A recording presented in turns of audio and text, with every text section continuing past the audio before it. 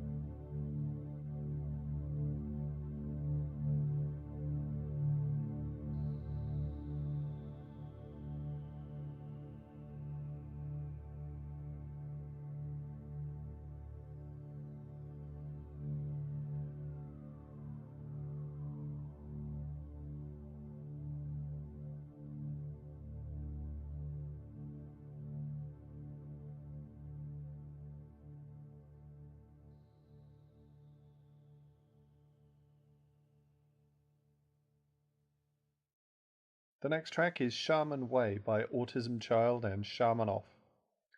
You can find more work by Autism Child on SoundCloud at soundcloud.com/autism_child.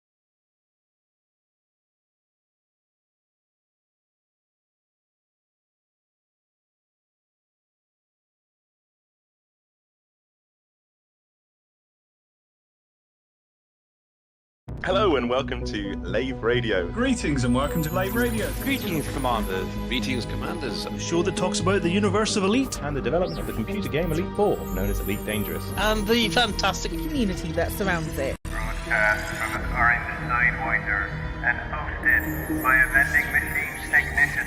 A place of nonsense and innuendo for forum dads. A self-contained podcast 2 hours long. Transmitting to every corner of the galaxy.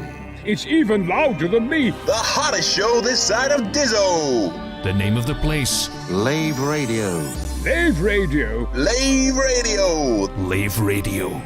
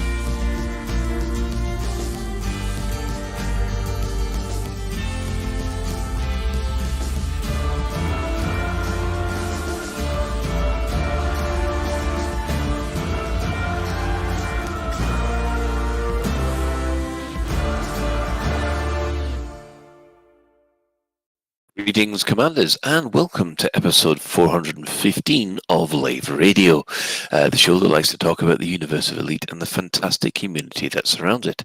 I'm your host, Commander Phoenix Defire, Chief Archivist of Lave Station, otherwise known as Colin Ford, and joining me in the sidebar for tonight's episode, we have, we've now named him. He is SRV Banksy. That is Commander Alec Turner. Good evening, Commanders. We also have our Head of Health and Safety, Commander Aid Levice. Ooh. Otherwise known as Ben Moss Woodward. And also dropping out and tuning back in again, we have our Staff Liaison Officer, Commander Psychit. I think. She seems to be having problems with her internet. Hopefully she will jump in at some point. I'm here. I'm alive. Hi. Good. Made it. Right. Well, if you wish, you can join us live. We are hanging out in game in Lave, aren't we, Ben? Are you in open tonight? He's concentrating or muted. I'm not quite so sure which. Sorry, I was leaving the station. I am in Lave, and I'm in my. I guess we'll be covering it later, but the Halloween ship kits, I'm still in them because they're Halloweeny, and I might have purchased a couple of nice ones while I could. Right, gotcha. But if you can't get to us in game, you can always get to us on the Twitch chat channel. Hi to everyone on Twitch, which you can access through laveradio.com/live. Click on the live chat, or go straight to twitch.tv/laveradio, or we're streaming live on YouTube, Facebook, and Twitter, even as I speak. So I think we'll have a quick run around the crew, see what they've been up to this week. We'll start with Commander Alec Turner. It's not fair. He started with me last week. What have I been? It's right. It's fine. I've been boxing in pipes in real life. After all my heating work that was done, I've been boxing in all these ugly pipes. And I've discovered something, which is that if you're not careful when you box things in, you can construct an echo chamber, which makes all the very quiet noises of the boiler suddenly amplified. Anyone know anything about acoustics and sound deadening? I need to learn new skills. I think it involves foam, doesn't it? You need to put egg boxes around it. Ah, right, okay. That's what they do around studios, wasn't it? On pirate radio stations, they put egg boxes all around the studio to stop. Yeah. That's quite good, actually. Yeah, I was thinking foam, but I quite like the idea of egg boxes. That's quite neat. I could put them on the outside and have a. They'd have to be cardboard ones, not plastic ones. Right. Okay. And in game, I've been doing art, as people might have seen. I've become an SRV artist, which is but I'm doing little doodles using the SRV tire tracks.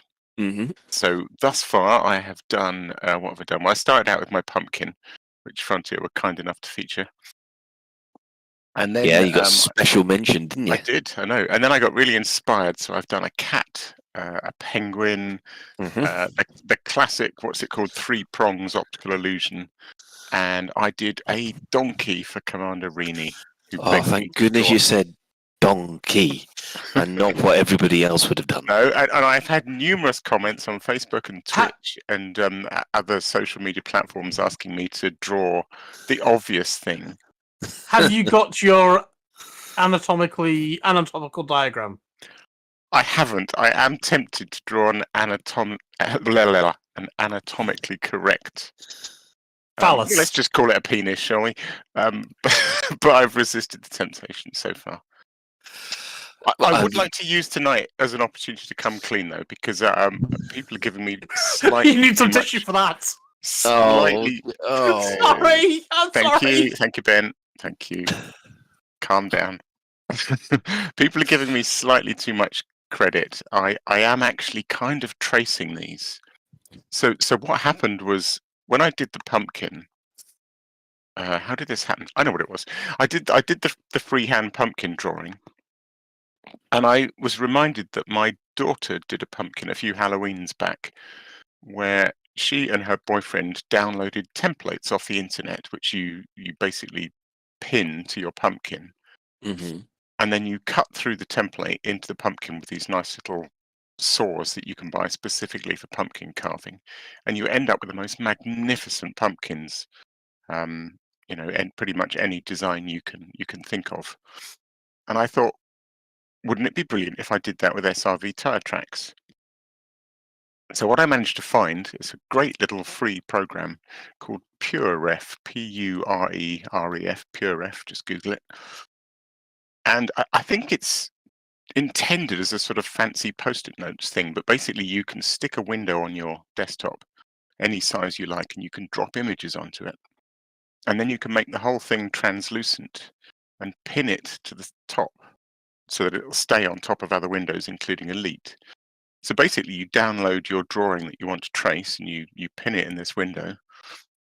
And then you go into the game and you get your top-down view of the SRV. And then you drive the SRV tracing the outline of your image. So I'm quite a good SRV driver, but I'm no artist. And I think it's time I stopped taking credit for being an artist. I am tracing. So much for SRV Banksy, more like SRV Tracy. I feel like I'm going to be struck off. I think it's going to be the only night you'll call me SRV Banksy. I'm nothing but a cheap tracer. A cheap tracer. Yes, unfortunately, we've got people already calling you a cheat in the chat. So yeah. Oh no, it's like eating a sausage. You don't want to know how the sausage was made. You could have got away with it. I just couldn't go on with the guilt any longer. I thought it was time to come clean. Right. Well, moving on from that bombshell. Ben, what have you been up to this week? Nothing massively exciting for anyone apart from myself, really. I think the most exciting thing, as far as anyone else cares, is the science that we all did yesterday, which I guess we'll be covering at a later point. Yes. I did partake in some of the Halloween skins whilst I could. I've been playing some Marvel Snap, the new. What was that? I think Psychic just had a. Yeah, it's so good. Oh, right, okay. What else have I been doing? That's really about it as far as everything I want to share. Fair enough. Okay, we'll move on to Commander Psychic, who obviously the Marvel thing she quite likes. I think it's really good. Up on that. It's really good. It's honestly, I've talked about it so often this week already. It is. It's just like you can pick it up, play a game. Not worry. And there's like 2 minutes, 3 minutes And even then, it doesn't matter if you lose. Yeah, I mean, at the moment, knock on wood, at the moment, there are once you progress through the beginning section, it then moves on to, hey, pay for this season pass. I haven't paid for the season pass, and I've won every single game so far. It doesn't feel like it's. I've lost like 2 games in the whole history. I haven't won every single game. That would be insane. This is weird because I'm winning the majority of my games too, and I'm wondering who are the poor schmucks who are losing. They are children, Ben. They are children who like comic books.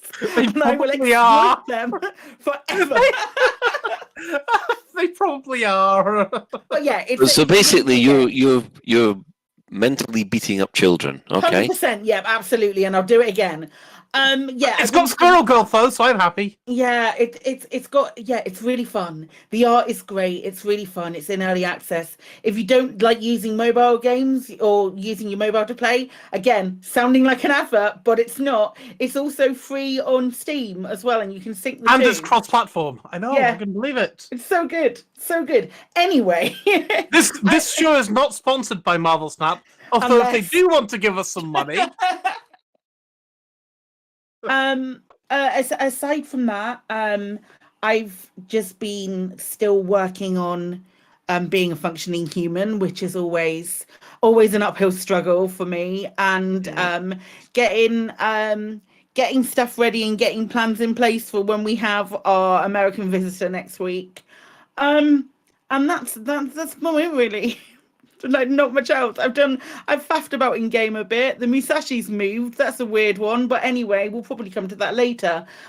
Just been doing some anti-azimuth stuff, as I want to do. A little bit of BGS here and there. Norm, that's about it. Glad to hear it. Well, let's see. I've gone a little bit mental on my pursuit of trying to just get a level 4 Dominator suit. I'm now beginning to feel the grind. We're pretty close, actually. I only need 1 more manufacturing instructions, and then that will do. But then I've got to start it all over again for a level 5.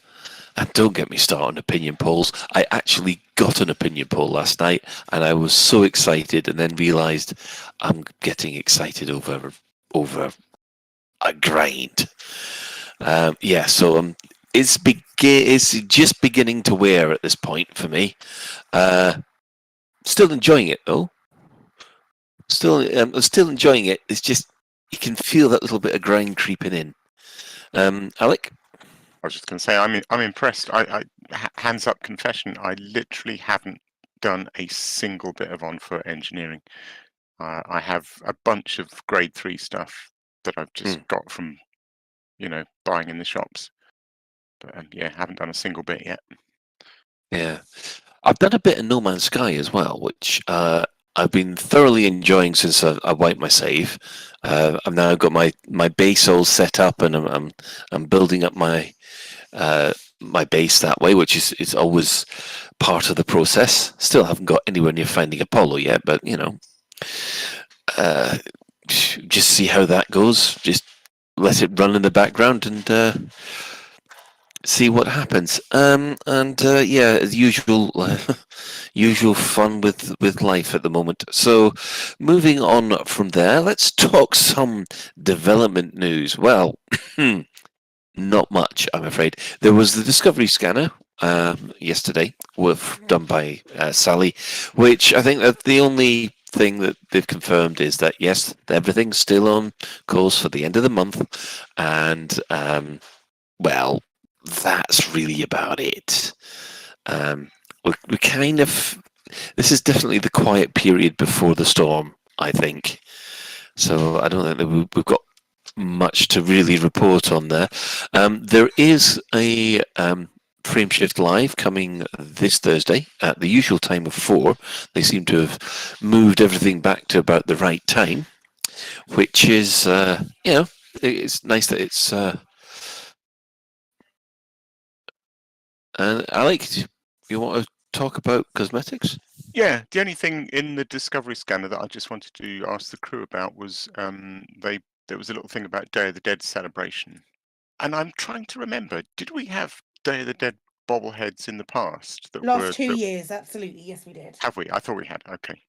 So we have we've had 3 bobbleheads for the last 2 years. We've had 3 school bobbleheads with the little hats on and the a little bit of decorations, and we've also got the lights as well. So there are there's cockpit lights with the little skulls in as well. However, the Discovery Channel does say something along the lines of, "Oh, we don't want to spoil it for anyone, so have a look on Wednesday," which to me infers that there might be. I just want an Ernesto de la Cruz outfit. That's all I need.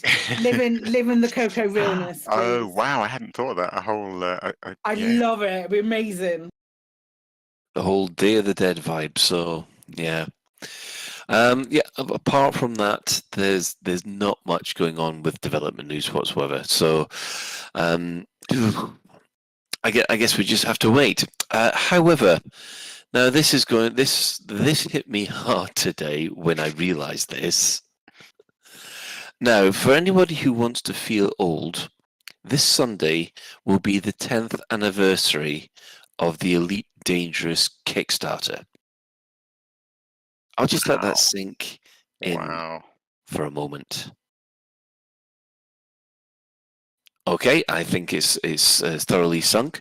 Ben, how do you feel about this? Because I am feeling so old right now. I'm trying not to, frankly. I mean, Christ. What I find shocking about that, and without needing to give any specifics away, I'm sure for all of us, irrespective almost of how old or young you are, 10 years is a significant proportion of our entire life. Yeah, I was still in my mid-30s. Do you know what I mean? If you divide your age by 10, it's like it's not a. It's 20% of my life so far. Yeah. That's quite something, isn't it? That Elite has been around for that proportion of our lives. Wow. Yeah, but wow, it's. I mean, that's too much, isn't it? Bye, everyone. I'm off. I've done far too much of this nonsense. I need to go and get myself a life. Bye. Yeah, 10 FIFAs and 2,400 CODs since the Kickstarter. Yeah. Thank you, little biggin.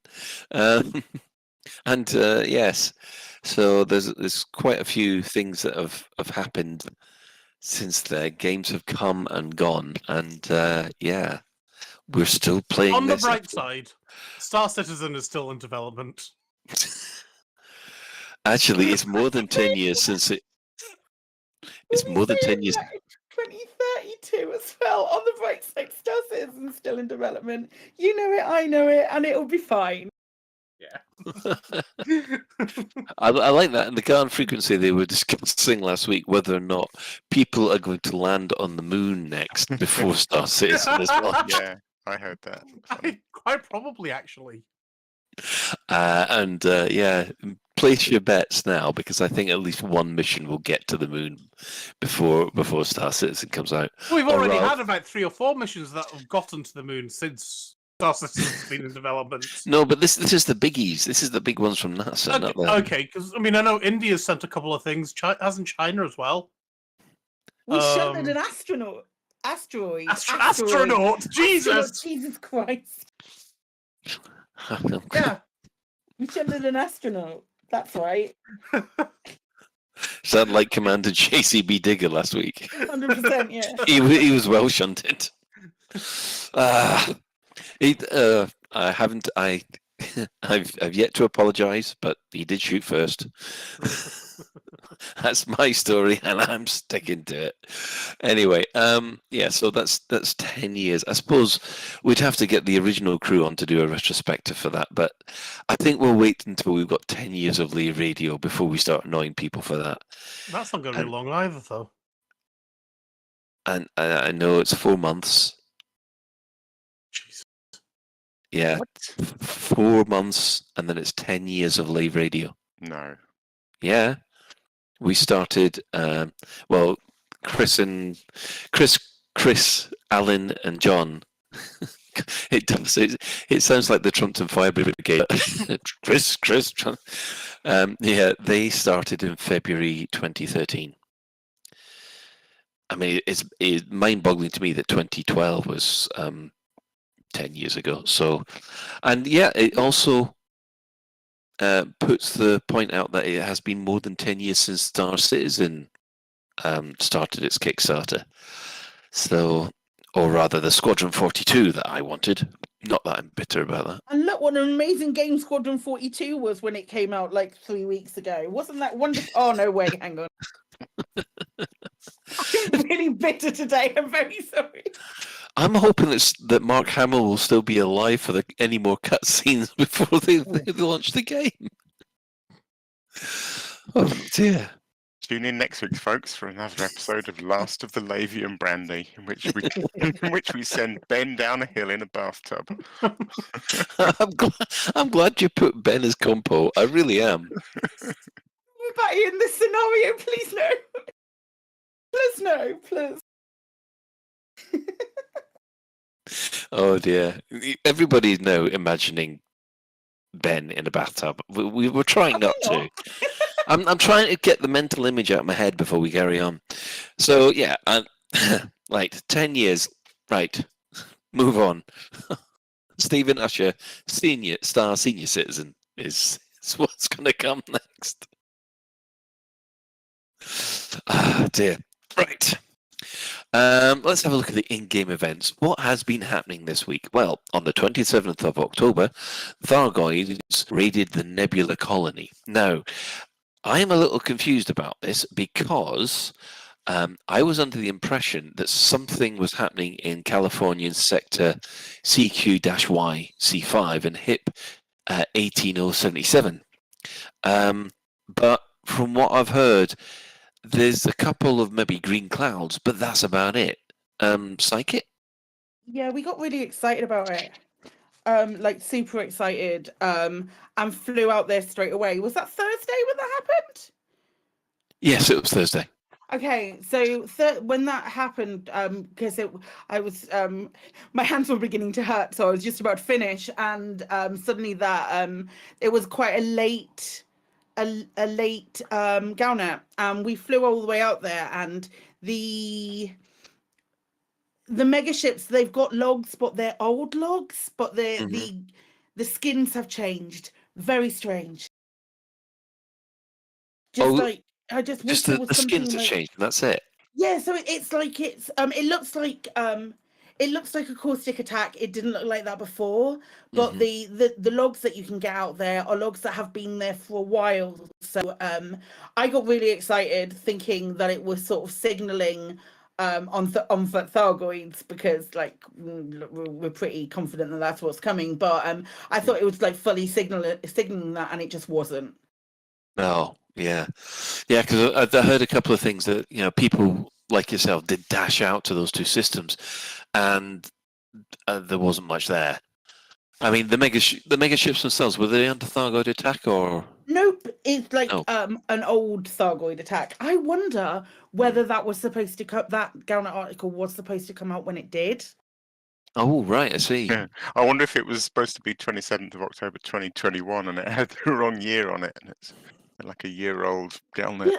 Also, just because it was so like, I'm really used to the in-game clock hitting 1, and then I'm waiting to see what the next Galnet article is, and this was like nearer to like 3 o'clock in game time. So I just wonder whether it was something that maybe should have been like delayed a couple of days or something like that. I don't know. Yeah. In other news that happened on the 27th, the Xeno Peace Project gathered support. So all those that did the deliveries for the Thargoid Advocacy Project, well, you'll get your rewards. So yay. So I think that they're going to send out their megaship soon to try and talk to the Thargoids. I think they'll become Thargoid food, but that's just my honest opinion. No? Okay. Feed 100%. All right, if you think it's feed 100%, yeah. Oh, yeah, 100%. Well, on the 28th, the rest of this is basically a discussion about whether or not they need Aegis back. The superpowers have discussed a united anti-Xeno fleet on the 28th, and then on the 31st, the Empire said, "No, we're not going to do it." And on the 1st of November, the Council of Admirals over in the Alliance are pretty much split. Looks like 4 in favour, 5 not. But unfortunately, the 5 that not want to have the alliance with what's the name of that corporation again? Sirius Corporation. They want to basically have the keep the alliance with the Sirius Corporation in place. Of course, the swing vote, of course, is the admiral who comes from the Sirius Corporation, so that's a bit dodgy. And of course, the actual Federation fleet are saying, yeah, we're up for actually joining up with anybody else, because I'm beginning to wonder whether they've realised that there's something. Yeah, Psychic, do you want to touch on the... Go on, name it, go on. Mushashi? Close enough. So, right, I actually spelled it wrong, so it's completely on me that you pronounced that incorrectly. The Musashi, the Azimuth megaship that isn't like their grand one. They're the other one that was like hiding in another sector and giving away stuff. Yeah. Moved on Thursday. Oh, right. Completely out the blue. Went to one drama. I don't know if that's particularly how you pronounce it, but I enjoy an Azimuth megaship moving to somewhere called Drama. But there's nothing like to indicate. There's been nothing in Galnet. It's been conspicuously absent in Galnet, with the exception of it showing up in Galnet News Digest. Because when it moved, yes, it switched allegiance. So it switched to the control. It's like allegiance switched to the controlling factor in the system. Now, my guess is that this is an error and it's going to be rectified at some point. But there's still nothing in Galnet or anything indicating why it's moved. However, my personal speculation is that maybe they found out where Sojane is, and they're going to plan on making a stand from that direction. I figure there's going to be some hand waving on Thursday's tick, and it's going to go back to Azimuth. But in the meantime, it's like, oh, Azimuth are doing something. Let's not forget that they exist. Yes, that's also useful. Ben, I have to admit, I really hope, if it was a cock-up, that they basically lean into it, and some kind of uprising on the ship or something to basically to explain why the ship's left them and has changed factions, and lean into that as a thing. Don't hand wave it's back to Azimuth now. It's just no, just okay. If you cocked up, you cocked up. So what? Imagine the stories that could go there. Yeah, I mean, it all depends whether or not they've got future plans for that ship, though. Although I must admit, if they've got future plans for it, then it's just a bunch of digital zeros and ones. Copy paste it, give it a new name, sorted. Yeah, they could have had another one sitting behind the bar, mate. Yeah, that's it. Oh, what's this? It's a mega ship that I've got hidden up my sleeve. No, I mean, I would love it if all of a sudden we get a Galnet article saying that there's been a mutiny on that ship, and they've all asked for the crew have asked for asylum from Azimuth at this particular place. But yeah, we'll just have to wait and see how that plans out. I didn't realise that ship had moved, but well spotted, Psychic. And of course, Galnet News, because Galnet News did it as well. So the other news is the number of Stargoids at the moment has now risen to 8, because it was only 7 last week. And here's the worrying thing. unidentified interstellar anomaly 3 is now only 83 light years away from HIP 22460. These things can be monitored, of course, in the Canon tracker, which we will put a link in the show notes. Are these things speeding up or slowing down? It feels like they're speeding up, because but that could just be because everything's getting closer. Yeah, yeah. I'm just looking at the Canon tracker now. Actually, number 1 looks closer. Am I imagining that? Well, you see, this is the thing. These were done at lunchtime today. So of course, now. Yeah. So it now looks like things are getting closer to I don't know. Shall we call it G Day? T Day. Yeah, we T Day. Day. T Day. T Day. Okay, let's call it T Day or T minus. Do we think no T, no looking work? At the Canon map, it's very tempting to think there's going to be 16 of them, isn't it? Yeah. Oh, I love someone actually had a theory that there was going to be 13 of them, one for each power play leader. So they wipe out all the power play leaders, and that means power play is deleted from the game. Wow. And then in January or February, whenever it is, that's the major game feature that they revamp. The Power Play 2.0. Brilliant. Yeah. Which, let's be honest, Power Play is something that, although I like it, it needs looking at in so many ways. But that's for another time. I think it's now that time of the week again. Door alert!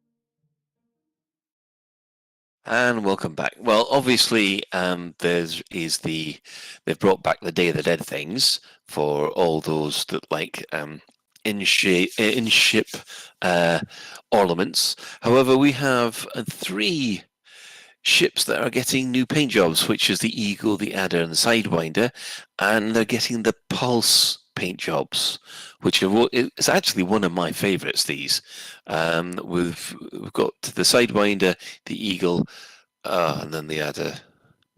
Oh, right, fair enough. Yeah, you can get these paint jobs in white, green, blue, purple, red, orange, and white.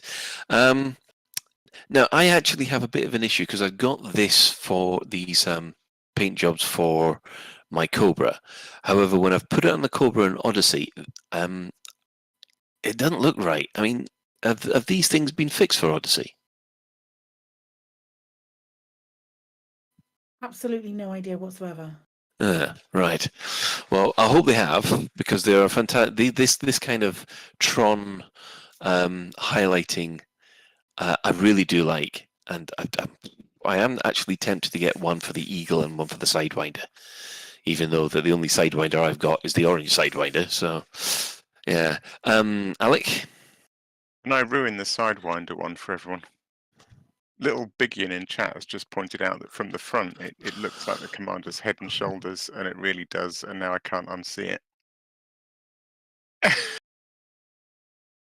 Oh, you sod. I've just seen it as well now. Oh, Little Biggin, you personage. It's like a commander wearing headphones or something. Oh, just stop it! No. Oh, that's it. Ruined for me, right? I'm not. It'll only be the Eagle, Frontier. If you've lost the sail, and you can blame Little Biggin. Oh, jeez, I can't look at it now. Spoils it completely. No, it's ruined. Yeah. I mean, the adder one looks okay, but anyway, it's on an adder. Yeah. So, anybody else tempted? Just because of the ships that they're on, probably not. It's not something I fly very often. Now they need to put that on the Apex taxi. Maybe if you have that, the Apex taxi goes a little bit faster. Yeah. So anyway, enjoy those paint jobs before you get it. Do they ever have paint jobs? The Apex taxis? Yeah, they've just got Apex written down the side. Are they all the same? Okay. Yeah, pretty much. So, moving on from there, I think we will take a short break, and we'll come back with our main discussion.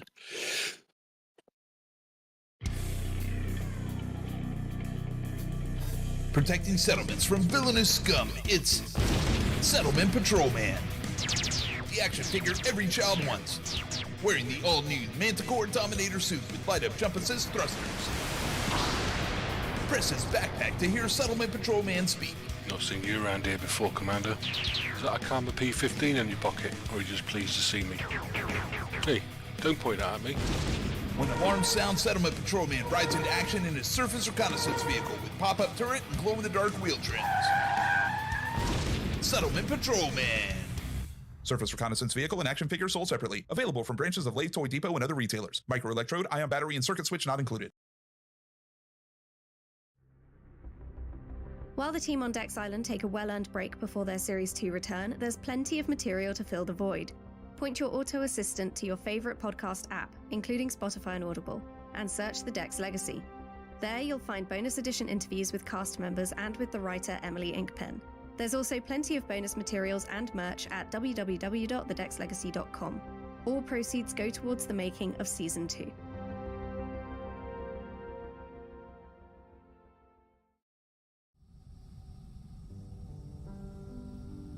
In-system travel? Sometimes it takes so long. I have tools for all kinds of circumstances on my ship. But the one thing I don't have a tool for is uneven tan lines. I just want to look like a million credits. But when you're living for days on a ship with processed and filtered air, it really dries out your skin. I use Better Hope Goldening Tan Cream. It just boosts your confidence. I don't believe that beauty is only skin deep, but now I really do look like a million credits. Even my friends mistook me for a genuine gold skin. Jameson and Jameson. Upgrades and services for your body. And welcome back. We have to applaud. I think it's Mal for the win. Who else was involved in that first new advert? It's Mal for the win and Kremen. Oh, excellent, excellent work, guys. I think everybody now wants their own action settlement patrolman now. Available in all good game shops now. And remember, if you take it out of the packet, it loses 50% of its value. Right. Anyway, the main discussion. What we'd like to talk about this today. Well, one of the things that we've been doing, me and Ben and a friend of ours, we've been running missions in Odyssey, and one of the missions that I think I've gone on about quite a lot is the base raid, where you have a space component happening, or space wrinkle, if you like. Go on, Ben, say it. Get cream for that? Is that what you mean? Yeah, that's the one you just wanted to get that one out your system. Okay. It's all right. I'm still fine after Alec earlier. Fair enough. Once you've got rid of it, you're all calm, aren't you? which is that came out wrong. Anyway. Anyway, so we were looking at what space-based challenges could be added to the existing on-foot missions to help make on-foot and the on-foot part and the space part of the games feel a little bit more integrated. And there was. I gave an example. We put this out to the forums, and I gave an example, which was like smuggling. Where you have the illegal delivery missions. There could be patrols of security ships that need to be evaded before you even get to the base to deliver your package to Mr. or Mrs. MacGuffin. Obviously, these kind of missions, you would have to come with you've got to use your own ship warning, because if you did use the Apex shuttle, you'd probably get scanned quite quickly, you'd fail the mission, and you'd probably die alongside the Apex pilot, although he deserves it for flying an adder. Anyway, so what we'll do is we'll go around the crew and see what suggestions they've got, and then we'll be able to discuss what was raised in the forums. So, Ben, you're first on the list. What little, I hate to say this, what wrinkles could we add to your missions? The obvious ones, like you were mentioning, is you go and say you've got to repair the base, or I guess the other way around, where you're stealing something from the base, and you basically, between the mission location and the station where you're handing it in at, you should be chased, or you could be chased all the way there.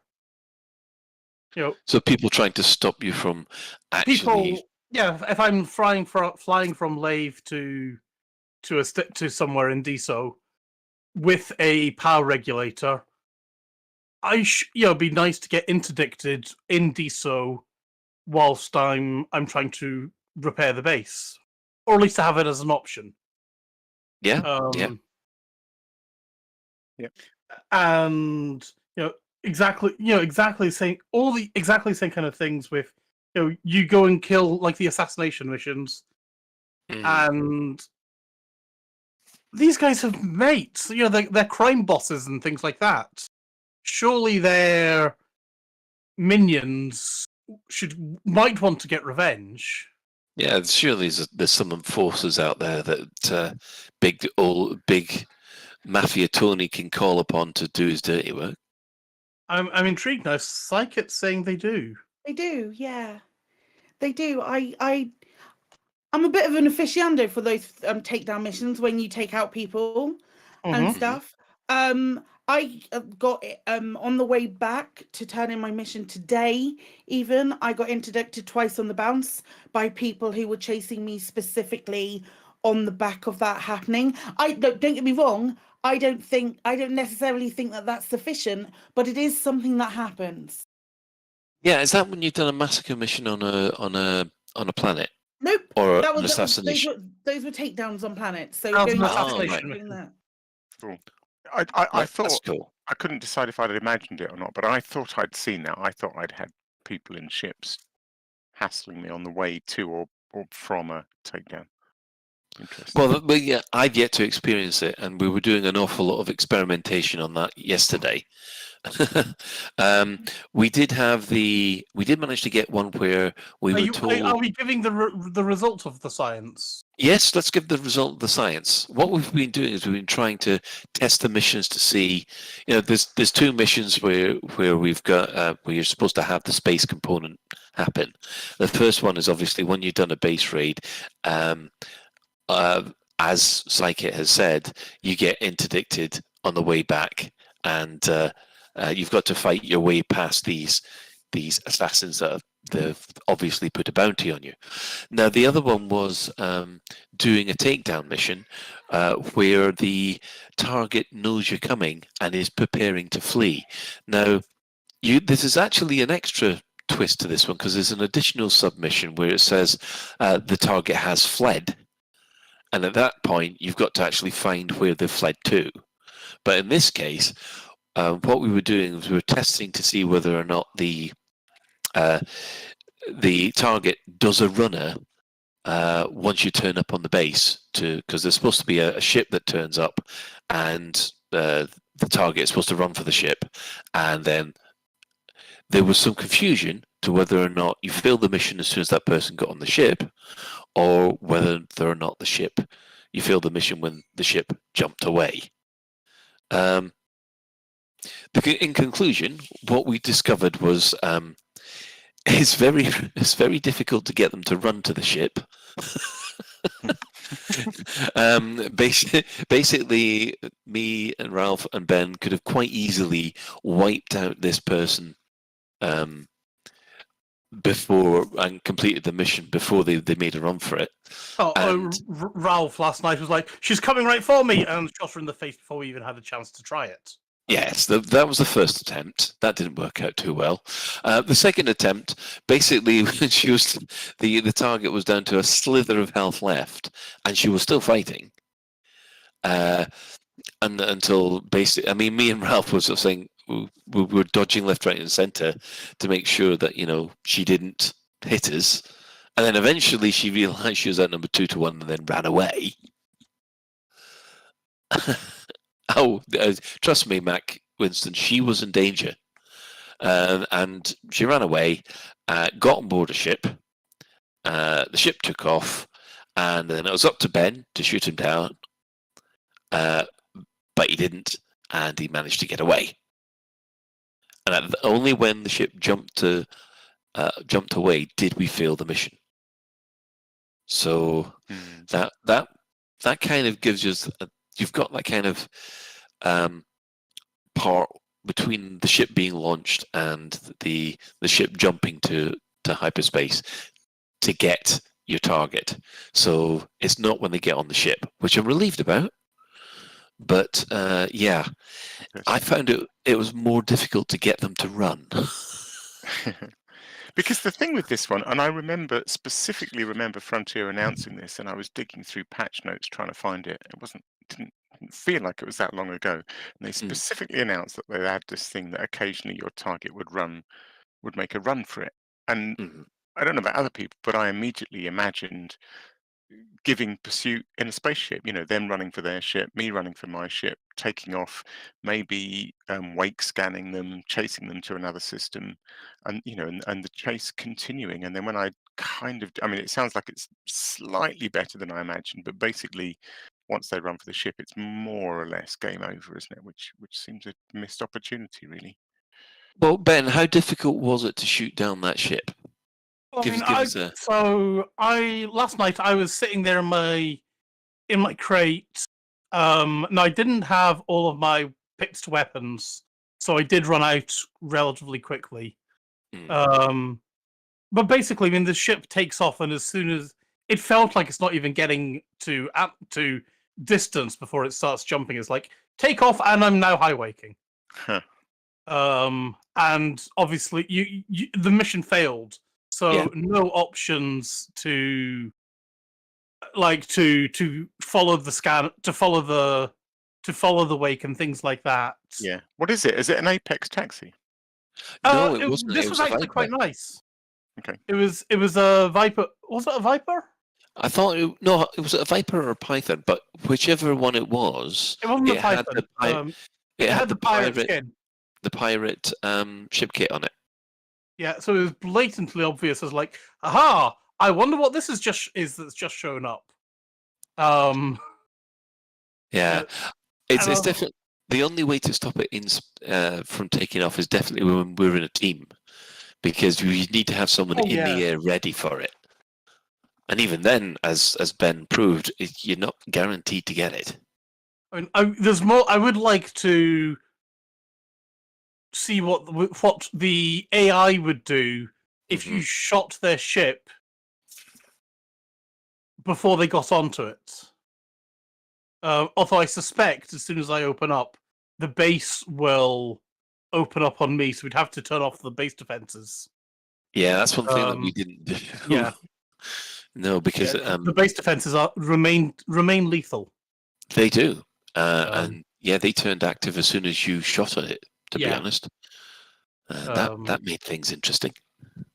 Oh, it did make it pretty for you guys on the ground. Oh yeah, that was actually quite fun to watch. I mean, I thought, oh, he's going to get it, and then. I was very, very. It was very, very close. It was like out of hull and out of shields and down to about 30% hull before the wake kicked in, and I was boosting, trying to go daka, but they were I didn't. I cocked up in that I didn't have pips to weapons because my pips were in my shields after the station was shooting me. So that was my bad. But if I'd had everything in engines, and we didn't have to worry about the station shooting at me, and I were bloody quick on the trigger, then probably I'd have been able to do it. Yeah, it would have been interesting to see whether or not we got a mission pass at that point. Yeah, that would be. I mean, more science to do, basically. Yeah, we got to make sure that we do the mission by shooting down the ship. Can I suggest a science? On the next time you get together and do some sciencing like that, do you want to try and shoot the ship? If it's obvious as you say before that it's going to be that ship before it lands, maybe try killing the ship beforehand and see if something else turns up. That's something I would like to do. Yeah, see whether the AI goes into, oh shit, I'm screwed and I'm locked. I'm locked here, and just opens up instead of on you instead of trying to run. Because it was interesting during while you guys were on the ground, it sounded at least like sometimes the AI was like, oh no, I'm running, and it was running. Yeah. But then it seemed to get itself caught and was like, okay, I'm going to just shoot you instead. And you're like, I can't shoot you because if I shoot you, you'll be dead. I know. That was the one thing that me and Ralph were trying to work out at what point does the AI think, oh, actually, I'm close to dying here, I better run. Because it seemed to take about 2 or 3 minutes of that person running around with about 1 hit point left for them to realize, oh, we're going to be dead. I'm going to run. It just seemed that it was very easy to kill the target without them making a run for it. Alec, I know you've been dying to jump in. Just on the sort of broader topic of your post on the forum thread, and actually sort of even broader, this sort of separation. I think there is a sense of separation between Horizons and Odyssey content, which reaches into all sorts of aspects of the game. This particular mission, it did strike me that the fact that it doesn't lead to space-based missions, it reinforces the sense that the lack of sort of mixed mission content isn't just down to the fact that Frontier haven't yet scripted these scenarios. It seems more fundamental. It really feels like it's reinforcing the separation of these two halves of the game and saying, oh, we can't really easily lead from an Odyssey mission into a Horizons one effectively, which is odd, because you would think, talking about the AI, so the fact that it's not an Apex taxi, so this ship that the fleeing person runs to and jumps into, there's no reason why the AI that takes that ship off can't be the same AI that we encounter in a res site. So it ought to be capable of defensive flying, and it seems odd. It seems odd that there does seem to be a split, which is kind of what this debate's about, I suppose, and trying to break down that split a bit. Yeah, I know there are obviously going to be limitations, but I think I was a little bit surprised how, like I said, how difficult it was to get the person to run, and I think how difficult it was to shoot the ship down after it had launched, because I was hoping that it'd be the escape ships would be a little bit more fragile It doesn't really sound like you're meant to shoot the escaping ship, almost, and that it's not a bug exactly, but it's almost a sort of if you did manage to shoot the escaping ship and win the mission, that sounds almost like an accident. Well, the whole reason we were trying that was because people were saying on the forums that as soon as the guy gets in the ship, your mission failed. Actually, there was me. That was my assumption, but you know, if you can't have people wrong on the internet, Jesus. No, quite right. We need to set them right. Yes. Great, good science. I totally salute that you science this. It's good stuff. I mean, Psychic, have you got any suggestions or anything you'd like to see where on-foot missions have a space component or So we space talked about this. section to it? I was like, oh shit, I haven't thought of anything to say at Lave, so I brought it up on stream today. And we had a little bit of a chat about it, and that mission could do with like following a high wake, trying to chase it down, and then interdicting it from there, and those components. But what I'd really like to see is, like, say for example, you go and pick up something from a crash settlement, some data from a crash settlement, or from a crash ship, something like that, and you take it back to one of the mission givers, and I'm talking specifically the mission givers, not the stuff that's on panels, but one of the lads that stood there going, hey, you good with a firearm, those kind of folks, and you take it back to them, and they then go, oh sweet, this information tells me that they're planning on destroying a ship in this sector or in this system. Go and see if you can recover something from that ship. I get that looking at the data, it looks like it might have already happened. Go and see if you recover something from that ship. Be careful, the pirates might still be there. Just things along those lines. So you do something, you take it back, and it gives you something else to do, which is a different facet of Elite Dangerous gameplay, and then you bring that back, and they're like, yeah, you got to take all these pirates out on this settlement, and you can choose not to do it, but the money sort of like increases. Chaining kind of idea, basically. Yeah, absolutely. Chaining it, but chaining it so that you're doing one thing, and then you come back. Yeah, sure, you could be chased by pirates and interdicted, but there's very few people that have been. Like the four of us are long in the tooth enough in Elite. It's been out for it's been kickstarted for 10 years. It's been out for a long enough time that we're going to be able to avoid a NPC interdiction. So they're nothing more than just an inconvenience, even if they do happen. But like a proper follow-up mission, Xanton, exactly like the old follow-up missions, but with a little bit more dialogue, something on those lines, just to pad them out. But them coming specifically from like the face characters in the bases. Yeah, I mean, I would love to see those kind of things occur, but the problem with that is, and I hate to say this, I did some modelling. And I think it was, they'd have to write something along the lines of 4,000, at least 4,000 linking pieces of dialogue to link all the different combinations. And the more there are in the chain, the worse those combinations get. So, because, So counter to that, then it just turns to rather than like generated dialogue, say this can be 1, 2, or 3 number things. Base it on the missions that we already have. You don't have to do anything like super exciting. Just like, oh, this has come back. This comes back to me.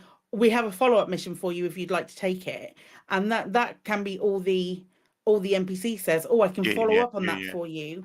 And then like some sort of branch just saying, okay, this is a settlement that you now, or this is the system that you need to go for, scan for it and see if you can recover it. That's a normal mission. Mm-hmm. And that's already scripted, but just like rolling for it. I don't know. That was what when I was playing, what I thought might be quite nice. It sounds it. Ben? You're next. I thought the Psychic was like when talking about generating the content, as in she meant something like Eliza, or get proper AI generated mission content, text stuff kind of idea, which would have been amazing if you could get that. And imagine let's be lazy. That would suggest some kind of procedural generation. What sort of game do you think this is? Oh, I'm not thinking proc-gen. I'm thinking proper AI. Yeah. I do like. I mean, Saket's right though. That you don't need to have that the thing that Colin's talking about a sort of exponential increase in dialogue. You just need the one line of dialogue that says, or a few to mix it up a bit, that says, "Thanks, that was a great mission. I've got something else for you if you're interested." That's all it needs. And then what I think would be really cool is I don't think these kind of little special things like chain missions, and particularly the occasional random inbox missions you get, they don't pay enough. They need to be really interesting. I'd love to see like a scaling factor. So every time every time he says, "I've got another thing for you if you're interested," each of those gets more and more and more valuable. So if you manage to do sort of 5, give them a maximum of 5 or something, and if you do all 5 of their missions, the last one's paying like 100 million credits or something. Why not? It'd be great. Yeah, I mean, I must have. I must admit, I do agree with that one. Alec, you've got a couple of suggestions yourself, haven't you? What were you thinking of specifically? I've sort of been. I guess it works both ways, right? So if people have a favorite space-based Horizon mission that could benefit from an added on-foot component, then that works too, right? For me, the thing is about making Elite feel less like 2 separate games and more like a unified whole. Yeah. Okay. Yeah. So I mean, actually, I was just going to get off missions for a second, slightly, because I think this was another part of it. But quite a few people in the forum thread chipped in on this. But just the fact that the Horizons assets that we have, planetary assets, so planetary, not so much the planetary ports, the big round ports, sort of feel somehow more integrated. I can't put my finger on why, but certainly the little bases, with sort of 8 landing pads, and particularly the very small bases that you can't even land at. All those sort of Horizons assets have zero. Odyssey hasn't touched them at all. Yes. They really, to me, feel like you're sort of visiting like a deserted film set from a bygone era. Yeah, they feel like leftovers. That's what they feel like. Absolutely. And so the sort of things that have come up in the thread are, just have NPCs walking around like you do in settlements, maybe. Have doors, have cuttable panels. At a pinch, I know this is a bit more work, but add new interiors. All those buildings in Horizons, if you've ever glitched through them, they're sort of hollow shells. I mean, they really are like Hollywood film sets. They're just facades. That does mean there's space inside them, and that there's room to build more interiors that you could walk into. Being able to, what they did do as a sort of token gesture was they plonked down the concourse building, but it's a new building. It's like a little round building that's plonked onto those Horizons assets. I almost felt like that was a shame. I mean, it almost, increases the idea that these Horizons assets are dead and we're plonking new Odyssey stuff in because never the twain shall meet. I always had the idea that you'd have a kind of mission terminal there that you could actually drop things off at or pick things up from. And yeah, I remember discussing it with Sandro, and his eyes went, "Oh, that's a good idea." Settlements are littered with new holo ads and all sorts of little signposts, and so I just think they could have sprinkled some of that around the Horizons bases to make them feel more integrated.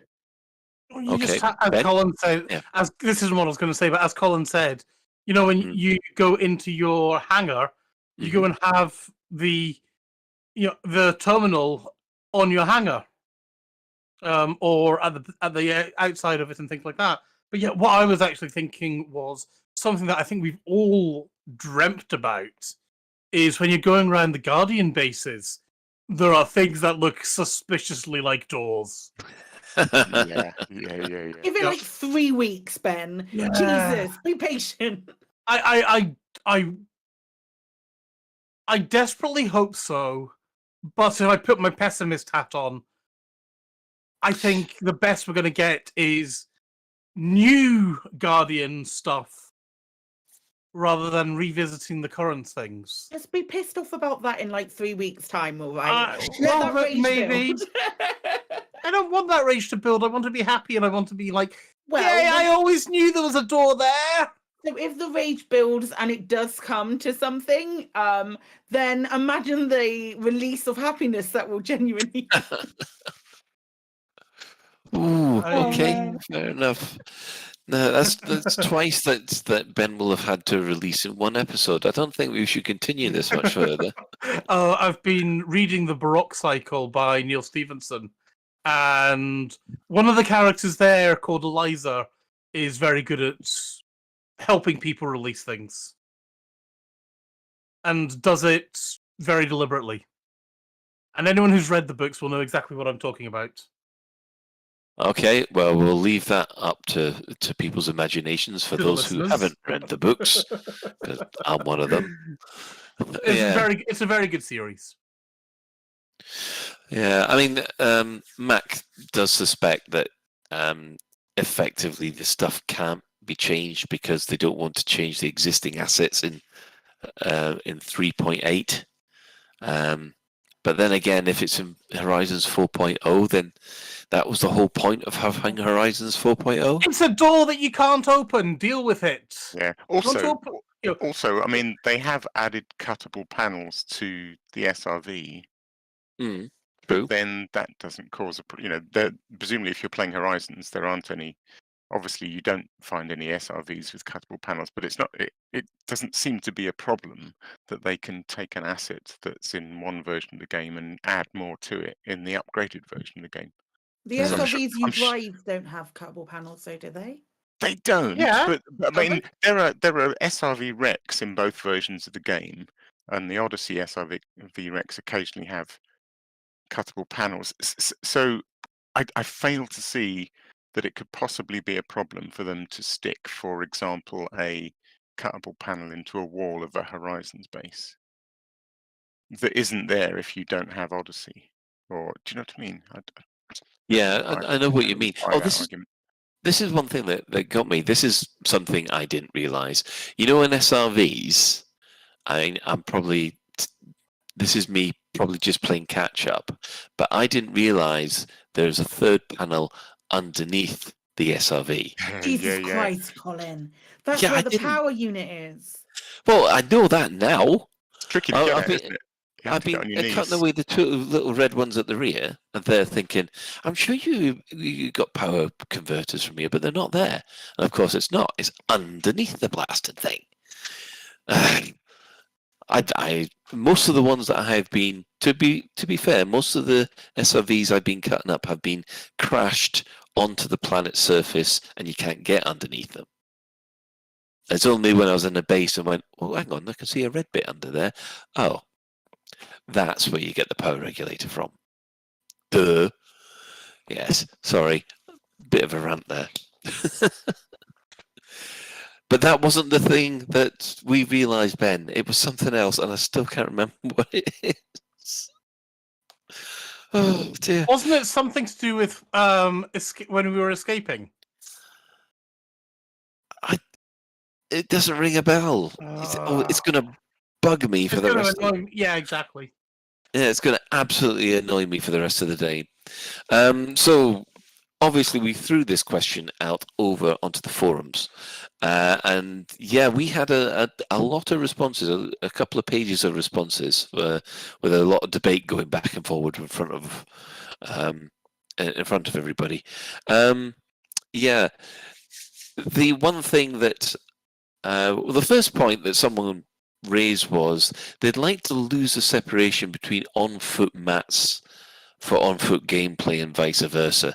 Now, this did confuse me because at the moment there are places where you can cut open containers that will give you on ship mats as well as the on foot mats, but you obviously have to scoot them up in the SRV.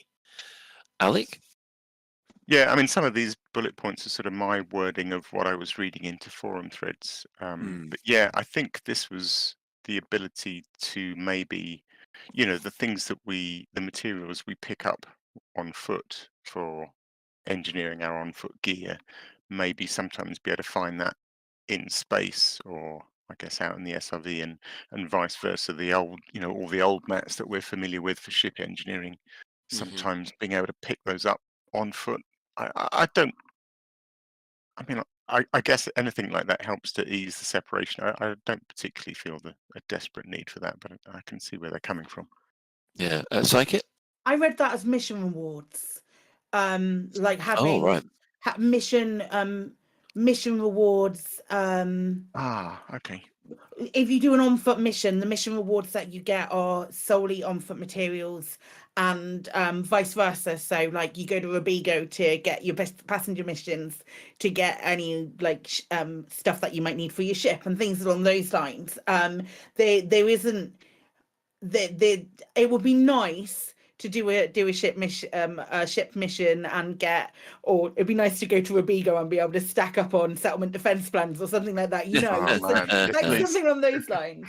And I like if they're talking about the materials as well, what would be really, really nice is when you pick up a material on foot, have it in multiples of 3, like exactly the same as you have on your ship. That would be a nice way to balance the two together.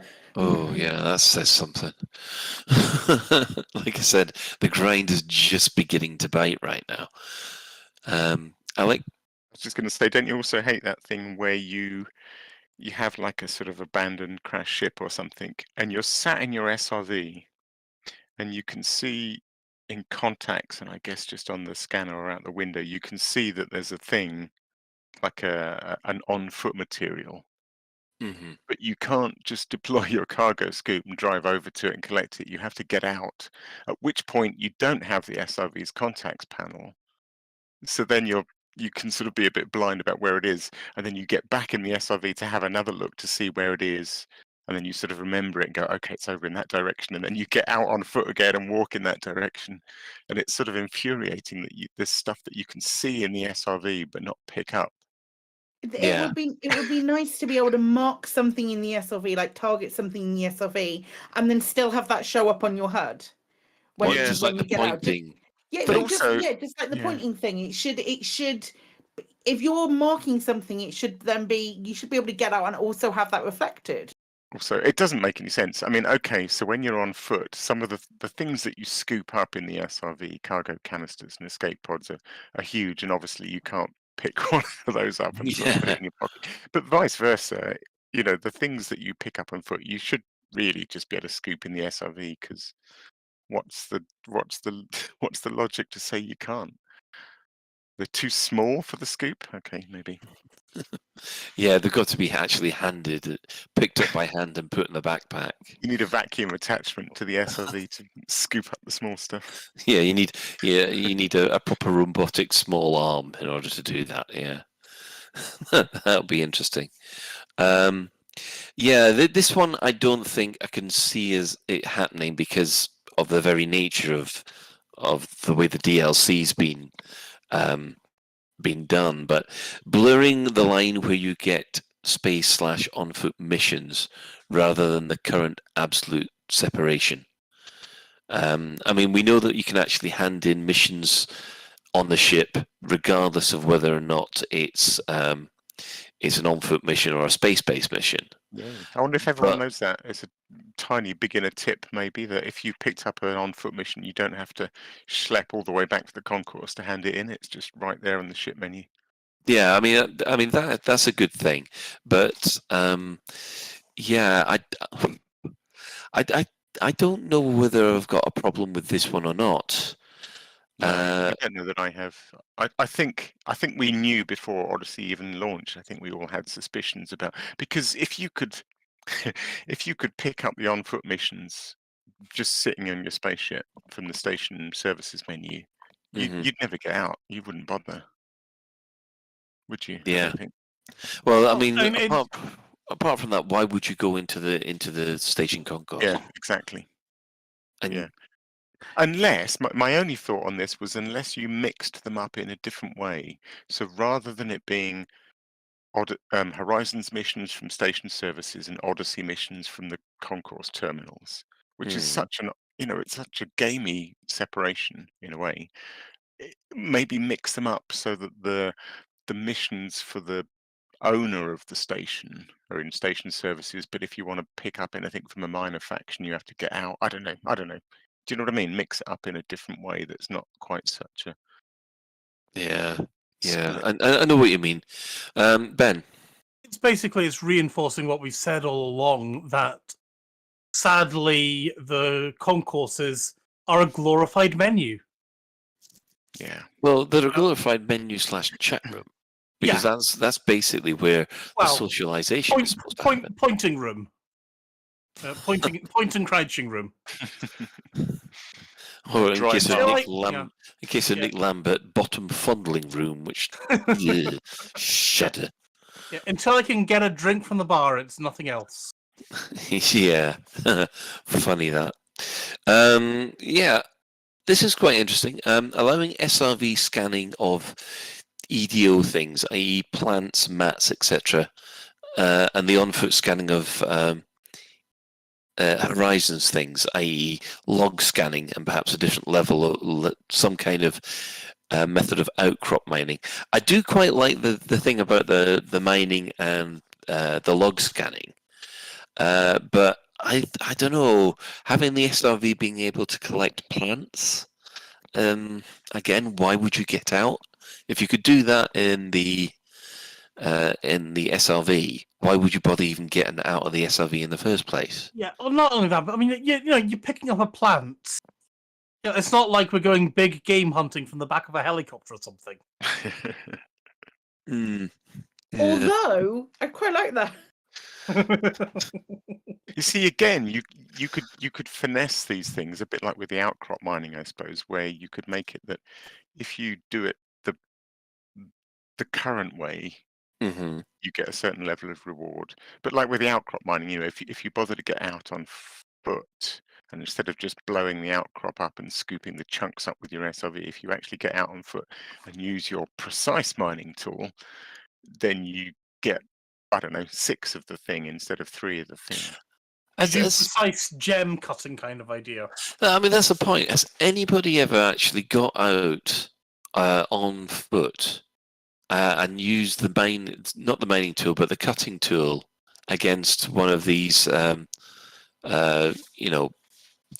that the SRV collects? You can blow them up, but you can't collect them. Oh, right. So they do blow up, but there are no up, mats kicked out. Well, there that's a are. shame. The chunks of iron and sodium and all that crap gets. So you're mining with a laser gun. Well, but you still have to get back in the SRV to collect it. So it's. Oh, right. So you can actually still cut it up, but you can do it for fun. But there's no point. There's no point because you might as well use the SRV for it. Yeah. Mac Winston is doing science right now. He's testing that even as we speak. I love the idea of like shooting some of these rocks, and instead of getting iron or whatever, you get a diamond out of it instead. A proper thing. I'm cutting this up. Instead. I'm cutting this up, and I've got a void opal. Yay! I've got a ton of void opals. Yeah. It would have to be like individual gems or something. Microscopic. Well, not microscopic, but.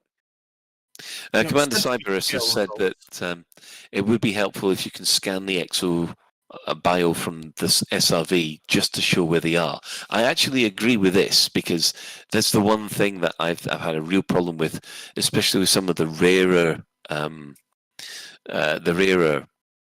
plants. No, just to tell you where they actually are. You still have to get out to scan them. That would be a blooming godsend. Yeah, I tell you what would be quite nice is if you get out on foot and you scan your 1 of 3 sample. If when you got back in the SRV, it then on its tracking radar showed you vague traces of where you might find more of it. Yeah, something yeah. like that would be good, wouldn't it? Yeah. It would. Ben, have you had your turn? Psychit, do you need? Yeah, I was first. Oh, yeah. Okay. Yeah. And Psychit did her thing because she pulled a stream. Alex has said his thing, hasn't he? Yep. That's not what I want. I'm losing track of the dots, you see. So I thought you had a lot of dots, but never mind. Let's move on. I had a lot of dots, but you gave it to me. Oh, right. Fair enough then. We're good. Yeah. Jonathan T. Times has come up with a nice one. He said that he'd like a reverse of the interstellar taxi service, where you meet people in a bar at some of the local, some of the settlements, and they want to lift somewhere. Yeah. So it's basically a passenger mission, but with a person in the seat next to you. I think that'd be sort great. Of thing came up a lot in the forum thread in one form or another, actually. And it just makes sense, doesn't it? It does. You know what I'd really like is if you could actually get in an NPC ship that had a turret, and you could actually get in the turret for that NPC to get somewhere. That would be great. That'd be fun. Yeah, but that's another suggestion that we've got here. Right, moving on from there. Well, we've kind of touched on this before, Alec. Is the update of the Horizons planetary assets? Yeah, to have. It's just a few other people in the forum thread coming up with similar comments, but yeah. Yeah. Then we had a whole load of mission elements, which these are the ones that people have really used their imagination on. We've got one which said scanning space wrecks to get a location of a ground point of interest and vice versa. I would love that kind of thing, where you've gone and into where there's just wreckage and you find a point somewhere and it says, oh, look, we've got something, an escape pod was launched from somewhere or cargo was jettisoned and it's in this position. You can then fly down and basically get stuff. Or if there's pirates already trying to raid it, you can then get rid of them. Yeah, it'd be great, wouldn't it? You could even get coordinates. Do you remember? Do we still get these? We used to occasionally get inbox messages that actually gave you ground coordinates. Tip-offs, yeah. Still get them. So that'd be quite neat if you had a space wreck. If your mission was to go and scan a space wreck and see what you can find, and you scan the space wreck and you get an inbox message that gives you coordinates that leaves you to some sort of data cache on the ground, that'd be cool. Yeah, I mean, or in other ways, the other suggestion was that these things will point to escape pods or clusters of escape pods, which you can then take back. And feed to the Thargoids. And feed to the Thargoids, as Ben, that Thargoid lover, is always a fan of doing. Or even better, just handing them in to your fellow human beings for a nice reward. Well, the feeding. Effie and Dawn like them too. What is it? Feeding escape pods to the Thargoids is just a reward in itself. Yeah.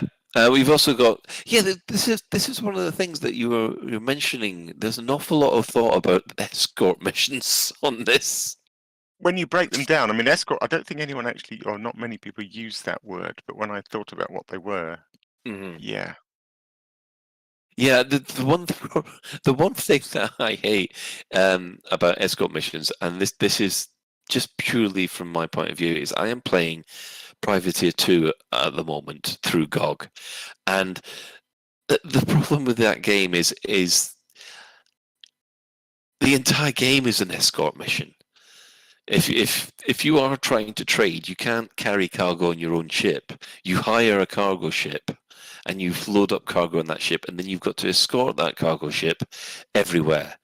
And it sounds great to begin with, but then, trust me, you just get so sick and tired of escort missions after. Is that because the AI isn't good enough? Are they too slow and too stupid? And They can be, can't they? Yeah, they can be. And I think it's the one mission type that I, in every space game so far, that I absolutely hated. Well, actually, there was two. One was the escort mission, and the second was the skipper mission, where they have missiles that you've got to stop. But for some reason, Yes, you I hate know those. exactly the one I mean, don't you? No. I hate those. Yeah, these are missiles that would cloak halfway through after being firing, so they'd only be available for a little while, and you had to take them out. And they were awful. So the most, they had them in X-Wing, they had them in Wing Commander, and I think they also had them in IWAR. And as soon as that came up, you just went, "Oh, for God's sake, no!" Yeah, that's so annoying. Yeah. Yeah, was that happening in Star Trek as well? Yeah. Alec? I suppose I feel like I haven't seen direct evidence of this, but I guess escort missions are sort of prone or potentially prone to AI bugs, aren't they? So, like, we have examples on that forum thread again of, for example, a rescue mission where you fly down to somewhere and you're rescuing a person and they come running out of a building. Maybe you have to defend them against, other on-foot NPCs, and then they get into your ship, and then you fly them back somewhere.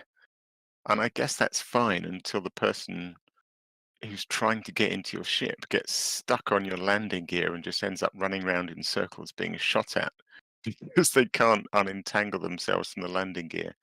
And I can imagine that sort of thing being really infuriating. Do you know what I mean? Yes, I know exactly what you mean. Well, I mean, examples that we've got here is a space-based pursuit of fleeing on-foot targets and NPCs, which are pursuing us at the beginning and the end of the missions.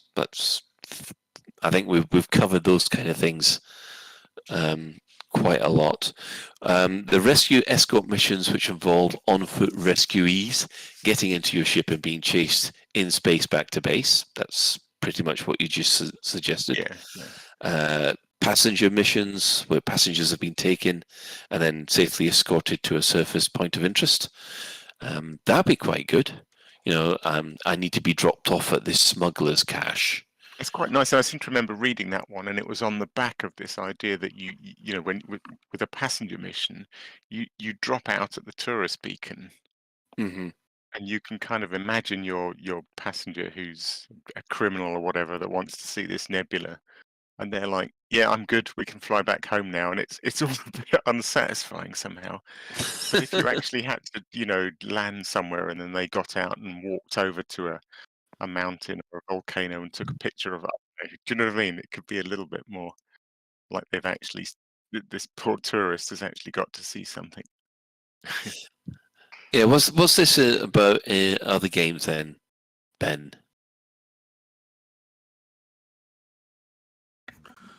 One of the things I really enjoy in Star Citizen actually is doing basically rescuing other commanders.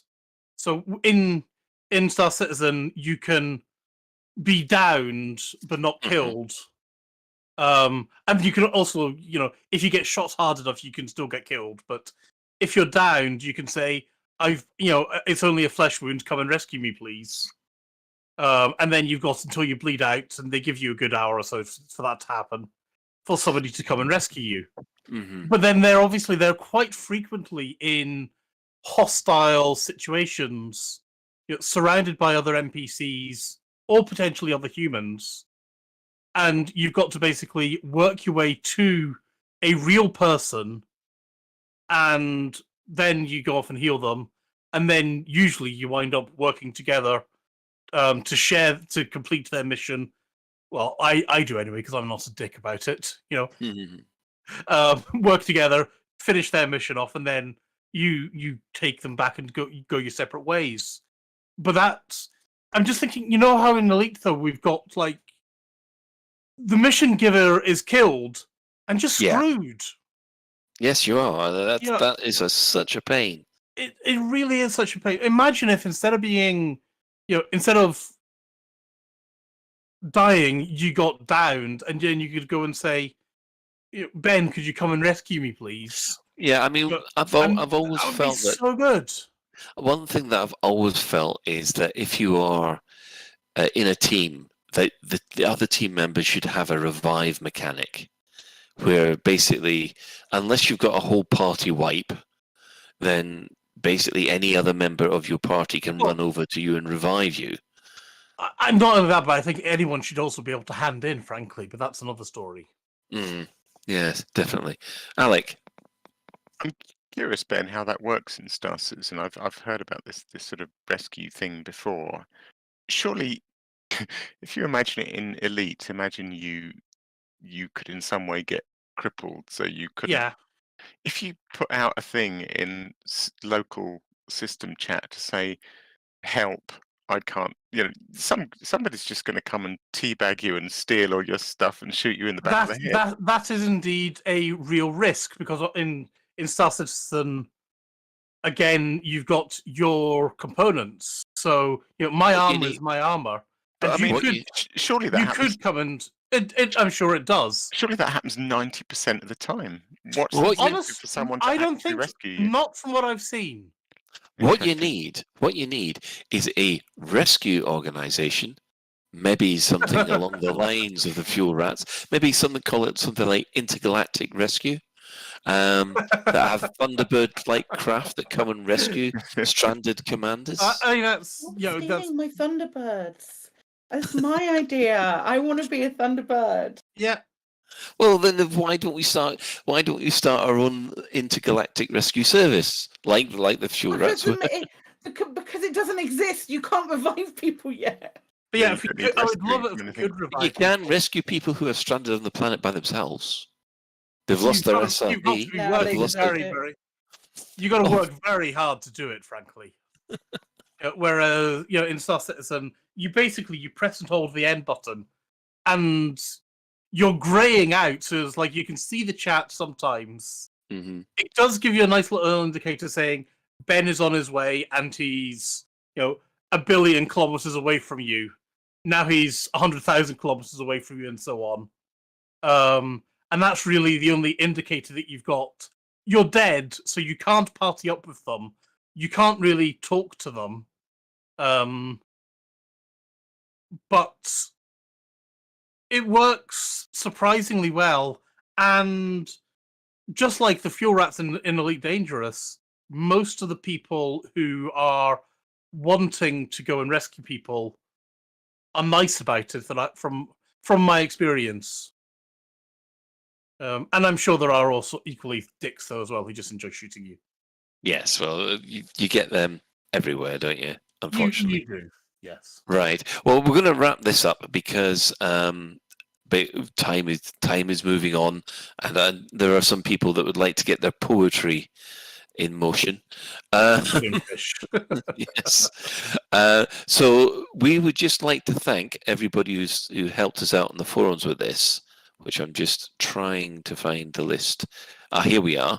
We had, get ready everybody, charge your glasses, Commander Hoofenfast, Jack Winter, Circes07, Calum Incolia, Bad Milker, Richard Bentley, Robinook, Ian Doncaster, Zico Lash, Commander is Fat, HR Diagram, Disemboweled Ego, Commander Rabbit, and Void Flames. Thank you all for your wonderful suggestions in that thread. That was very nice, nice to take the time to respond, because it was very, as you can see, we had a nice little chat about it all. So, what's been happening in the community? Well, first off, everybody here, I think, at Lave Radio would like to congratulate Commander Musketeer. Now, Commander Musketeer is well known in the CQC arena environment. However, he has now managed Elite Rank 5 in all 6 disciplines. So I don't know whether he's the first. Certainly the first one that I've heard of. I think he might be, because I think getting Elite Rank 5 in CQC by itself, that's insane, isn't it? I mean, I think that's orders of magnitude insane. So, might be the first. Yes. Now, I'm not sure about this one, but LCU has done a parody of a Muse song. Are we playing this one? No, we're not. No. Right. Okay. So following on from his wonderful rendition of a David Bowie song, he's now moved on to a Muse song. I got a sneaking suspicion we'll get absolutely rinsed for copyright strike. Mm-hmm. I would more say that's definitely the reason we're not going to play it. Definitely. Your ears will bleed if you listen to it. But is it just me, or is he deciding that he's going to inflict as much pain with his singing, his vocal ability, as he possibly can? Being very nice to LCU, actually, I think, the fact he can sing as well as he can in that accent is just incredible. Yeah, it's a unique talent. Yeah. Dear. There's a collaborative commander reading of the logs at Holloway Bios Site Surge 15. Now we have a YouTube link for that one. I guess I haven't had a chance to look at that yet. I mean, come on, tell me what that one is. Yeah, it's mine. Oh, it's yours. Oh, well, of course. I did it. Bloody good. It's me, Mouth the Win, Crispy Tater Tot, Errol, Nick Lambert, Sky the Shark, Commander Burr, and my husband. I might have missed somebody. No, I didn't. It's all of them. It was a bit of fun. I started doing it last year, and then when I actually got down to editing it, it was like mid-November, and I was like, nah, I can't do it now. So I waited till this year. Oh, right, fair enough. Took a while. I loved it. Yeah. Thank you. Excellent. Right, well, here's a little bit of, on the subject of history. It might be 10 years since the beginning of the Kickstarter, but it's 38 years since the original Elite came out. In Rock, Paper, Shotgun, an article was released about there's now been a Elite Universe editor for the original BBC Micro Elite has been released.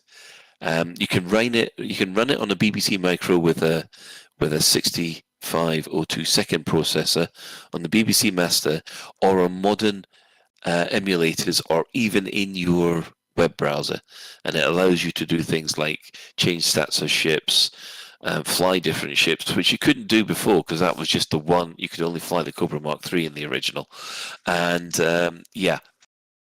create new systems and so on and so forth. For those that want to have a look at that, that's we've put a link in the show notes.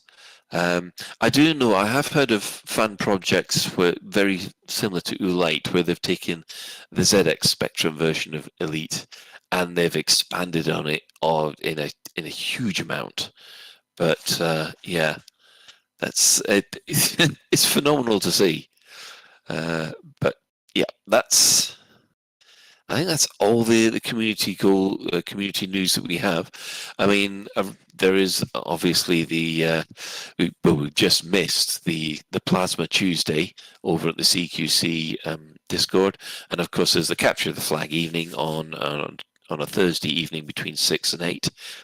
For those of you that want to join in with that. But apart from that, that's it for the community news.